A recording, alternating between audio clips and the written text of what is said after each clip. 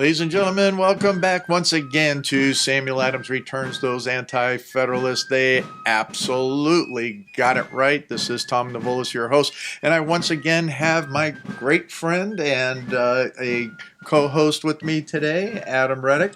Thank you. Good to be back. We're welcoming you back, Adam. Thank you. It's a delight to have you. Hey, it's good to be back. Yeah, and we've covered a lot of different topics before.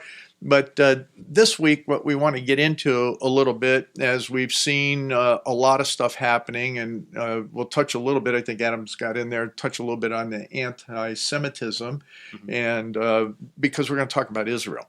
We're going to talk about Israel once again from his perspective, because you traveled to Israel this past summer, had a great trip. What were you there, 3 weeks? Actually, about 10 days. 10 days. Well, that's close. I mean, you only missed it by a few days. So within that 10 days, you garnered a lot of information. You've answered some questions. And that's kind of what we want to go through, is to get that understanding from Adam's feet on the street perspective, and then how it becomes applicable to where we are here in America. And I know there's tons of things out there, tons of things that people are always trying to talk about on Israel and relationships. But you know what? We've got another feet on the street kind of guy, so we're going to get that renewed perspective, because I think we talked about it very briefly last year. But this is a little bit more in depth as to why Adam traveled there in the first place, the questions he went there with, kind of summing up and through the historical perspectives and some of those things that some people think are common, but there's a lot of folks, as we were talking before we started the broadcast, was that there's a lot out there, friends, family, that have misconceptions or lack the knowledge, even from a conservative perspective, and in some cases, even from those that are Christians, don't have a clear perspective, because, what do they read? What do they know? So I think that's where we're going to kind of drive to. So Adam, you've got some questions here that you went to Israel with. Let's start with, what those questions were, and then we'll kind of dive into the rest of it. Yeah. So the key question is, what exactly is the modern state of Israel, and why is it important to us? This is something that, its answer is constantly evolving, and the modern state of Israel, over the past 150 years, has really been the manifestation of conflict that has been kind of in the works for about 3,000 years. And we're starting to really see that now. So it's really quite complicated. And to tell you the truth, I think I'd have to go back several times to really get a better idea. But why it's important to us, I find that in its conflict, in its resolve, and even the significance of the region itself, it points to principles of liberty that I feel are principle in our own country, in our own set of beliefs and values. Wow. Yeah, so we'll take a dive on that, because I think I've mentioned to you before, I spent a lot of time in Israel during my military time, but that was back in the 70s. And so there was a lot, that was during, war period, and then just after a war period, and then, some of the other things that were happening. So trying to understand that in comparison, that, they're always in conflict there. But what really interests me is that continuity of liberty across the people. And that, as I've said many a times, I think that when I was working with a lot of indigenous people across the world, it was that the basic people just want freedom and liberty. Leave me alone, and let's do what makes sense for our families and our country. So when you started digging in a little bit more, what was that perspective that you started with, again, here, going from that historical view to try and understand, how is the modern state of Israel? How does it really work? What's going on there? Well, and I'll answer that question with another question that I had, which was, can there be peace without justice? Interesting. And in a situation that, while I was there, was explained to me as a Hatfield and McCoy situation, Hatfield and McCoy's, but spread over 3,000 years. it really takes an in-depth look into Israel's geopolitical significance and even Israel's worldview significance, and how the world sees the state of Israel and the Jewish people, and how the Jewish people see themselves, and kind of in that it's something that really stuck out to me.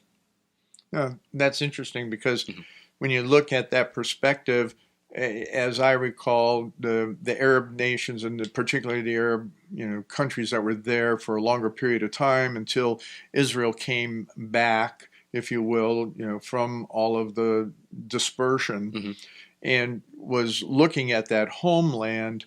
That was significant over that period of time because it was some individuals that started looking at what does it mean from that historical biblical perspective, and not necessarily even the biblical perspective, but they're wanderers in other nations. Yeah, and this goes to the root of Zionism, which started as an 1880 movement by this particular Viennese journalist, this Jewish journalist, Theodor Herzl, who can be kind of thought of as one of the founding fathers of the modern state of Israel, who promoted this new radical idea that has really been in all the hearts and the minds of all Jews, but it came to be known as Zionism, which is really the focus on the return of the Jewish people to the land, to their historic land, after the diaspora in 70 AD. Yeah. So it's really amazing that, and it's always interesting because there's so many, especially based on what their eschatology is how they view Israel and that return to the land and what does that mean. But I think that the significance of it was not just the religious return. It was really looking for that place to anchor. I mean, everybody wants a place to anchor. And the Jews were, from that whole Zionist movement, that's what it really became, and it expanded. So give me a little bit more on, how did that progress, just helping people to understand some of that real historical perspective too. Yeah, and, to kind of touch on that, while I was there, it became apparent, and even talking with, many Jews on this specific topic, that they've always felt that if not the land of Israel, their historic land, really nowhere else would be suitable. Not because they couldn't adapt, but because these places couldn't adapt to them. Mainly anti-Semitism, which is something that we see. No other nation in history or people group has survived thousands of years without a quote unquote national identity. And been able to return to their land, which is something really unique to this people. And I think it's, in answering that question, it's also their resolve, which makes them stick out as opposed to, other groups, and it gives them more claim, I believe. And just to kind of go down a little bit of a rabbit hole with this, as you know, I always go down rabbit holes. It gets to the point of what is assimilation within that other cultural and in those other land areas. And because of the belief system of the Jews, especially those that are more Orthodox, they didn't fit. No different than, if I can make that parallelism a little bit, is that when we look at a lot of the immigrants coming into America right now, because they are not assimilating, they're having a hard time fitting. And it does change then what happens culturally, politically, and everything else around them. So I think that is part of the affront that the Arab nations experienced as the Israel started moving back into Judea. Yeah, and the whole premise of Zionism is the desire for peace, and we compare it to Arab nations that have, or neighbors to Israel that have glorified war. It really sticks out, and critics of Israel will point to the Nakba, will point to these other conflicts that have involved Israel and have been a response to Israel, especially after its independence in 1948. And I believe those conflicts have been, misunderstood, and have been portrayed in ways that would, portray Israel as a colonial plant.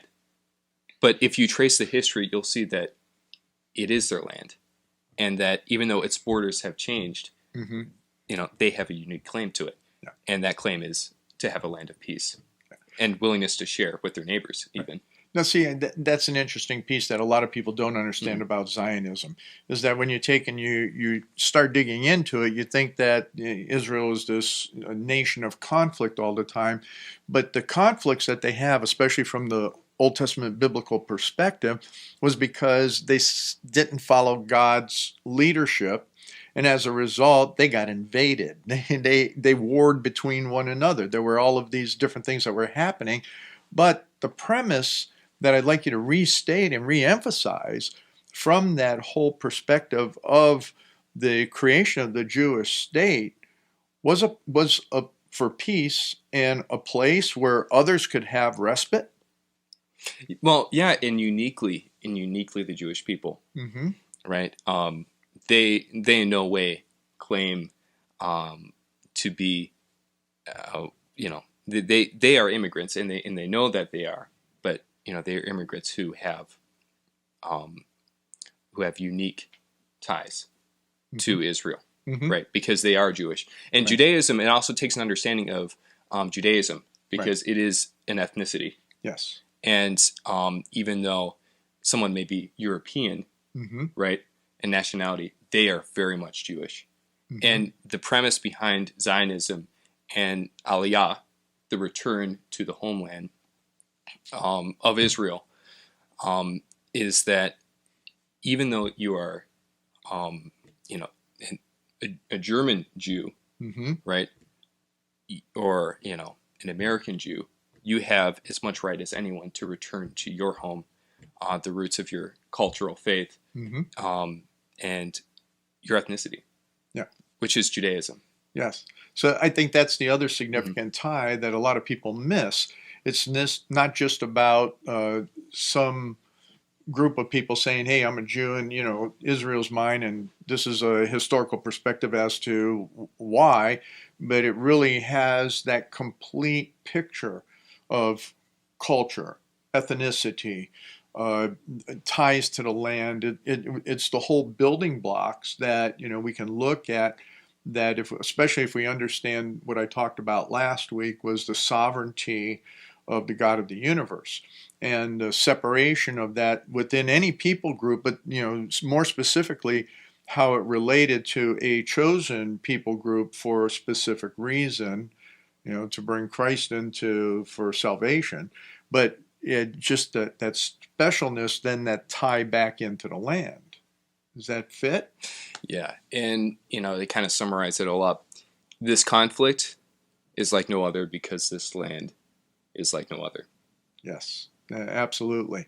So that brings us to almost the end of the first segment here.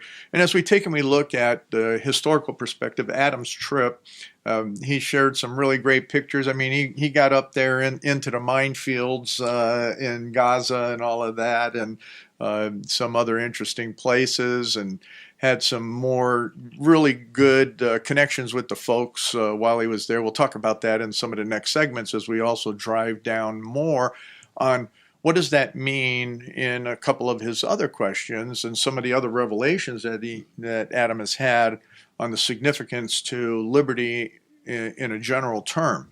And I think we could talk a little bit in the next segment as well about the differences in their idea of democracy versus where we have from our constitutional republic, and the differences and similarities. So we'll cover some of that as we get through the next couple segments. But it always comes down to what you know, and do you know the truth significantly enough to make appropriate types of decisions?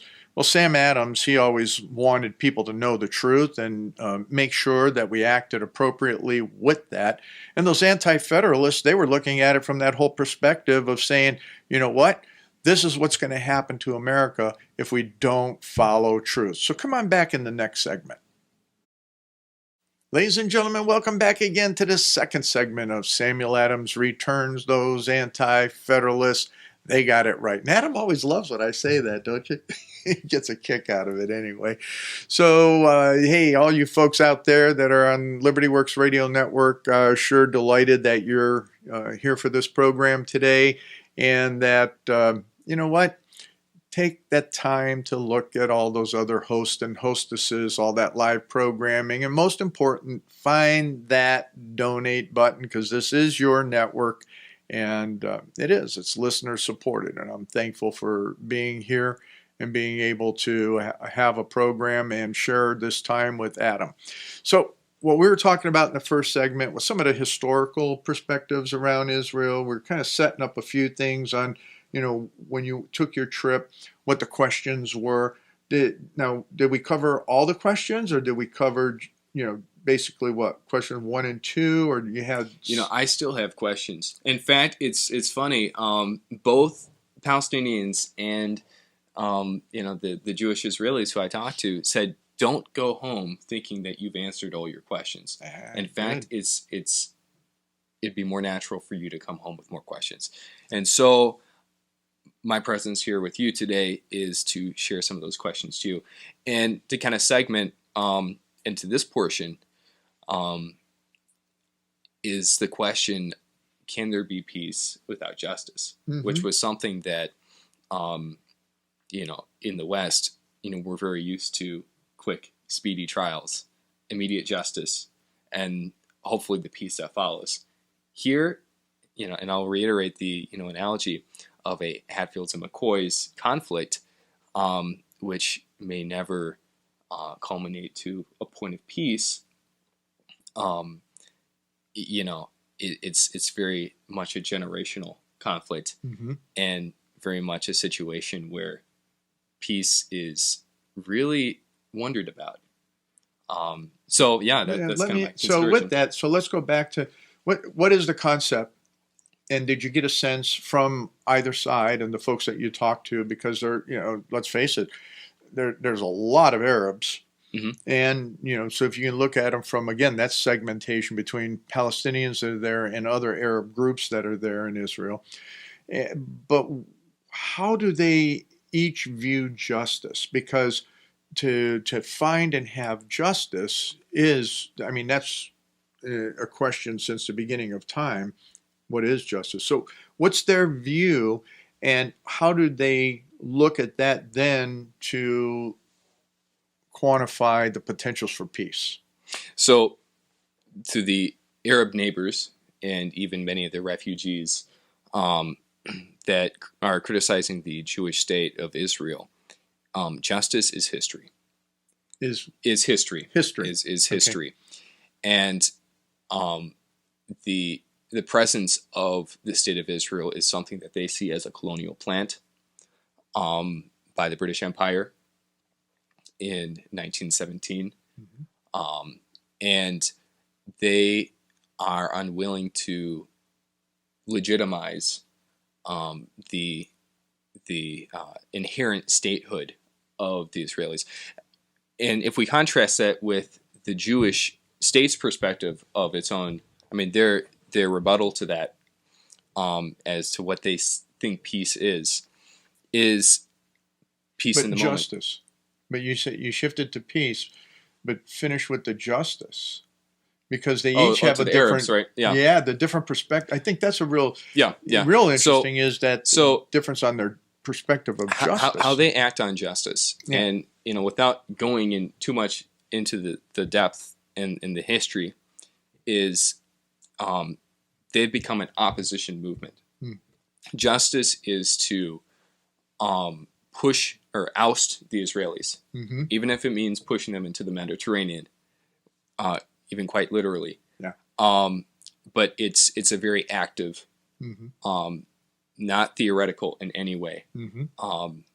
And a culmination, a microcosm of the conflict, and dare I say, even condensation of the issue would be Gaza, which is really an extension of the Muslim Brotherhood. Yes. So to now go to the Israeli perspective of peace and justice, we're familiar with the concept of shalom, Mm-hmm. which is relational, Yes. right? It's very contractual Mm-hmm. in the sense that it could be between two people to have peace between themselves, and it's something that while I was there, I got the impression that it wasn't conditional to history. Jews, and I heard this said, that if the radicals, I'm not saying all Palestinians are radical, but the radical Palestinians lower their weapons, there will be peace, Mm-hmm. which requires them to overlook their history. Right. But if the Israelis lower their weapons,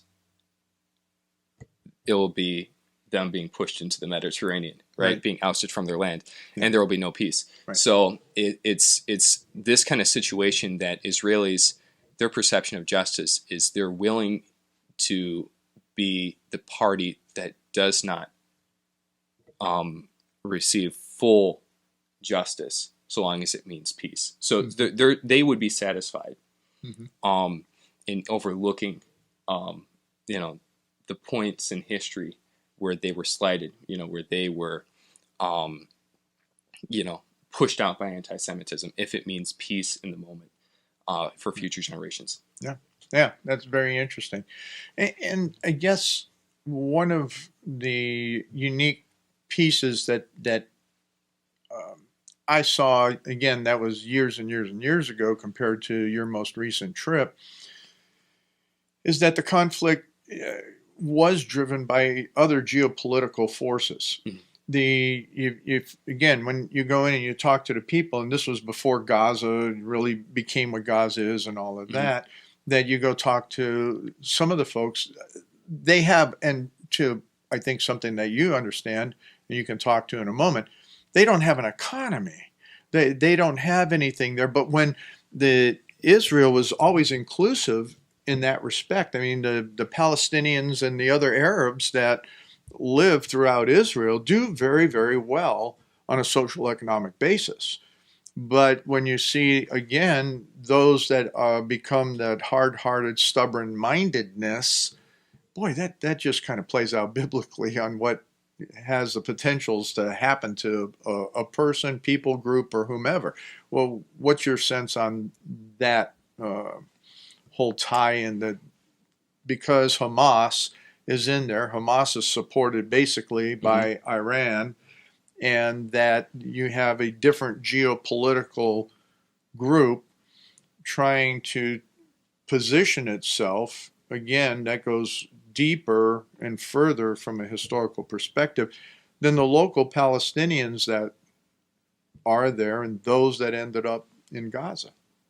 Yeah, and you talk to Gazans who have somehow escaped, and I should mention Gaza is a very, very small province, and 50 years ago they were renowned for their beaches. Mm-hmm. It was a place that you could go picnic with your family, Israelis and Palestinians alike. And from what I hear, they had amazing fish restaurants along the way. And you have this movement, Arab nationalism, that takes place. Hamas started out as a socio-political movement, painting houses, cleaning yards, and once they took control of the PLO, and really manipulated and even executed Palestinian officials to take control of the region. Right. That's really when the Muslim Brotherhood heart behind it prevailed. And so you ask a Jew and you ask a Gazan, who's willing to criticize the state, and they'll tell you that Gazans and I should say that Gazan, that it's a 70% unemployment in Gaza. In the West Bank, what we think is Palestine, is 30%. So it's not particularly great, right? But it's to the point that they celebrate their victimhood. as a virtue, which is something That's that, interesting. it was explained, and, I'm quoting the people who, Yes. have told me that, Gazans have told me that, they celebrate the Nakba as a holiday. They celebrate, because it's another reaffirming fact, to them against the legitimacy of Israel and a justification for their opposition. And so they're not seeking peace. They're seeking conflict. Even though Israel is providing 60% of the power to the Gazans and more humanitarian aid to the Gazans than any other nation, Right. They're still trying to bomb the power facility along the border and target the settlements along the border too. So it's an interesting situation that is hard for us to sympathize or hard for us to even understand. Yeah. But it's very deep rooted. Yeah, and so that gets us, to something that you and I were talking about during the break. Was we have so many people here in America, not just the radicals of the AOCs or the Tableebs or any of that, but we actually have some Christians and some conservatives that are all on this Israel take and boycott everything. What's the acronym? What is it? So it's BDS. Yeah, it's BDS, right. Boycott, divestment, and sanctions. Yeah. And its main platform is the Nakba, which it means catastrophe, the catastrophe. And I mentioned before a Christian Gazan, mentioned that he remembers, in Gaza, the people celebrating it as a holiday. And so really accepting that victimhood virtue, right? Peace isn't a virtue, right? But victimhood. And I'll just quick go in that the Nakba refers to the end, of the 1948 Palestinian War, where about 750,000 Palestinian Arabs were expelled and dispersed into other countries like Syria, Lebanon, Jordan, and Egypt. And so if a Jew will tell you, or an Israeli will tell you, or I'll be more specific, a Zionist will tell you that there are 4 groups of Palestinians that were dispersed. The BDS movement would have you believe that the Jews had kicked out the Palestinians. The first group of refugees that were expelled were the wealthy Arabs who just wanted to leave the conflict because in the War of Independence in 1948, Arab armies were invading. Israel was not invading any, but they were on the defensive. So the wealthy elites were leaving. There was just those who were wanting to evade the conflict as the second group, and then the third group, those who were expelled once the war began, which the Israelis expelled, but only 15% of the Palestinian villages. And the fourth group, they were encouraged to leave by Arab armies. So we only see 15% of the Palestinian population, or of villages, being expelled from Israel, and that was, to blame at that time the 75,000 Palestinian refugees for the 5 million refugees right now, and it depends on how you define refugee. Yeah. But the current definition says that the 5 million refugees right now are a product of the state of Israel. And the BDS movement is saying that Israel is responsible.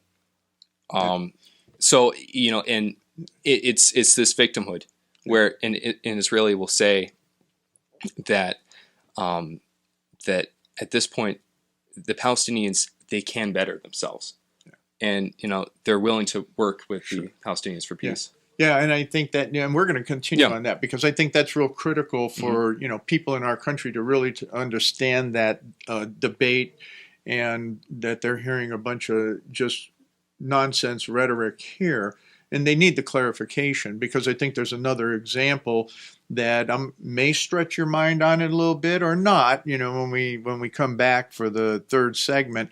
But Sam Adams understood a lot, as well as our founding fathers, and what it meant to have immigration and to do it in a correct way. And so when we look at it, those anti-federalists wrote about it in the anti-federalist papers, and we're going to talk more about it as we come back in the next segment. Ladies and gentlemen, welcome back to this third segment of Samuel Adams Returns. Those anti-federalists, they got it right. And for all of you at Soaring Eagle Radio, I want to thank you for joining us back in this third segment with my guest, Adam Retych. We're having a good time talking about his trip to Israel, a lot of things that he's learned, and trying to get clarification for a lot of folks out there, especially those that are conservatives, those are Christian conservatives that are I think are stepping on their toes, their hands and their tongues when they talk about this BDS movement and what that means to in relationship to good friends that we have, people groups, and trying to find justice in a real justice and to find some solutions towards peace. So as we closed out the last segment, Adam was talking about the folks that left after the 48 war, and that when the first group that left, they basically, with the Palestinians, in my estimation, I want you to go through them again, Adam, is they basically pulled their money and ran.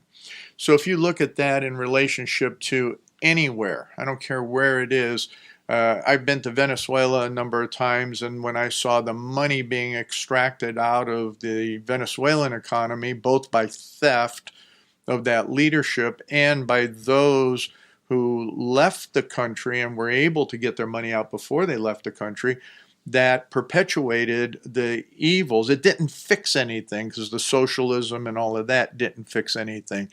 We can even bring it, and I was talking to Adam during the break a little bit, you can even look at this victimhood perspective that will drive in a little bit more and how it gets miscommunicated here.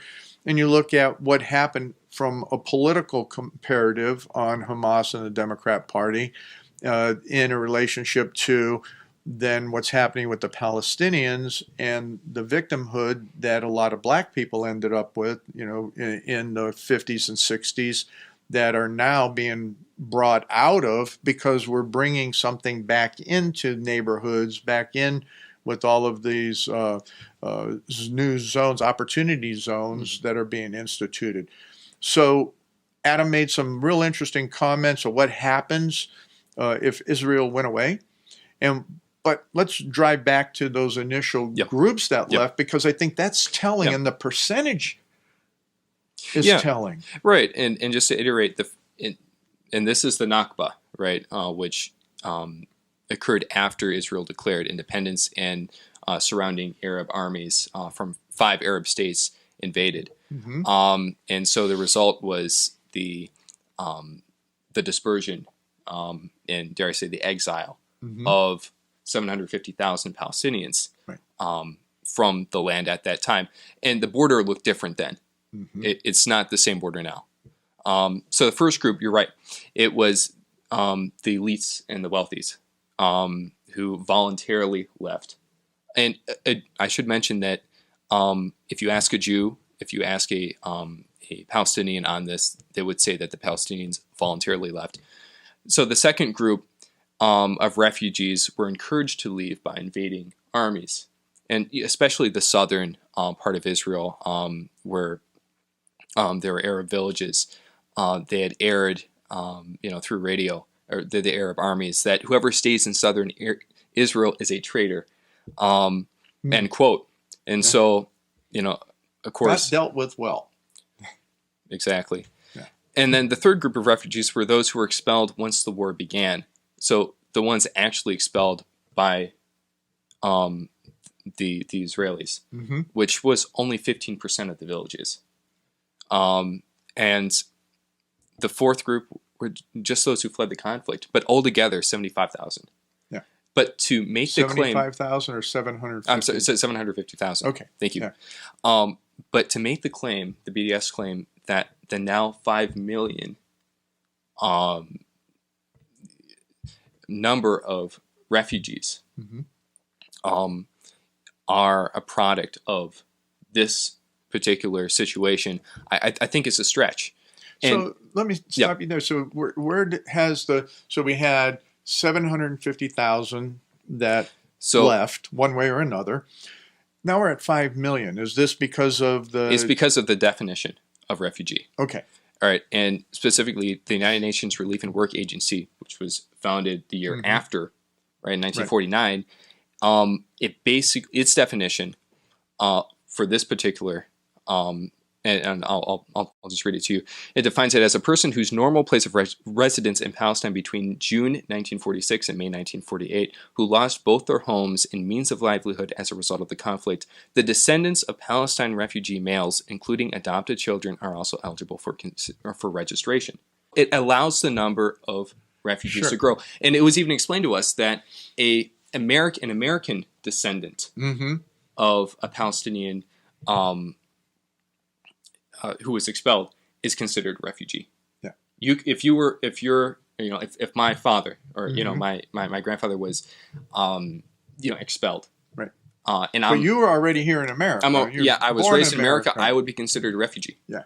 And so, but on the flip side of that, the nations that absorbed these refugees, instead of helping the refugees, and setting them up and having them contribute economically, socially, instead have given them second-class citizenship, which has perpetuated a cycle of deprivation, which really kind of it presumes our question: are they keeping this people in bondage for a political gain? To have something against Israel, or that goes back to that early portion of the conflict as well. Is that the Arabs could care less about the Palestinian people in the first place, because as we know, and if we could go back just briefly to that historical perspective, Palestine was nothing but a desert, hole in the wall type of environment. I mean, that it was Hicksville. Even though the Mediterranean was right there, the ports were the only thing of value to the rest of the Arab world. Other than that, you had your typical trading routes, and they were the same old camel-driven trading routes with people just doing their own personal agricultural living until Israel came back, then reestablished the land from a whole... the first time that I came over the hill and just south of Nazareth, and you've been on that main highway as well, and you drop in and you look at the valley, and as you're coming up on the hill, I don't know what time of day you went through, but the first time I went through, it was that time when all of the citrus trees were in bloom, and it just taking all it was just amazing on all of what was there agriculturally. Just phenomenal. It wasn't that way during the reign of... No, it was swampland. Yeah. It really was malaria infested. It was, and actually most of the land, I believe, well, I forget, but a large portion was bought by Jewish immigrants who were just wanting a peaceful homeland, and they bought it from sheiks and Arabs who own the land, but were unwilling to live in it, of course, but people from other Arab states. And so what they revolutionized, they irrigated and really built the modern state of Israel that we know. Yes. Yeah. So I think that's, very interesting, because other than that, there wasn't a lot there. So as we're thinking of these Christian conservatives, other groups that are looking at this boycott based on this, wild-eyed definition of a refugee, and those that may claim or not claim it, but some numeric value, what is it that we're trying to tell the people today that are listening, that how do you rethink this? How do you get them to, get off their high horse, if you will, and say, here's the facts, here's the reality. What do you tell Americans here to understand that and say, why don't you back down and what do you tell them? What do you do? Well, the conversations go badly, but what do you do? Yeah. And, in this case, it's a difference of values. It's a difference of history. And it's really what how far they're willing to acknowledge each other's right to the land. And I mentioned before, if the Israelis lower their weapons, there'll be peace. But if the Gazans and radical Palestinians, choose not to lower their weapons, there won't be peace. Right. And so there's this situation that here in the West we have a very different. We're used to going to the courts. Mm-hmm. We're used to having our battles, our freedom spot for us. Mm-hmm. Israel's a small place, mm-hmm. very small. About the size of New Jersey, and so global conflict.